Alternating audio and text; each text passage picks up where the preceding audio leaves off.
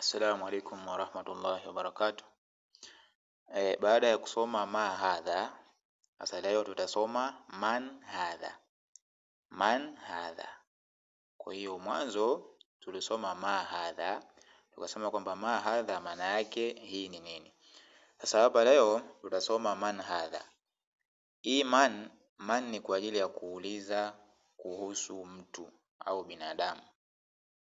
Ile ma kule nyuma kule tulisema kwamba ni kwa ajili ya kuuliza vitu mbalimbali. Ma ni kwa ajili ya kuuliza vitu. Hii man ni kwa ajili ya kuuliza kuhusu watu. Kwa hiyo man hadha maana yake huyu ni nani? Sawa? Sasa tuingie hapa. Hapa anasema man hadha. Man hadha huyu ni nani? Yaani hapa katika hii picha hapa. Man hadha huyu ni nani? Hapa akajibu akasema hadha tabibun. Hadha tabibun, kwamba huyu ni daktari. Tabibun maana yake ni daktari. Haya, akaja hapa mbele yake akasema kwamba man hadha, huyu ni nani? Huyu hapa. Man hadha, huyu ni nani? Yaani huyu hapa. Kwa hapa akasema hadha waladun. Hadha waladun, kwamba huyu ni mtoto. Kwa hiyo waladun maana yake ni mtoto.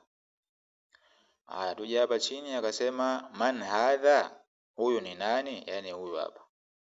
Akasema kwamba hadha talibun. Hadha talibun, kwamba huyu ni mwanafunzi. Talibun maana yake mwanafunzi. Sawa?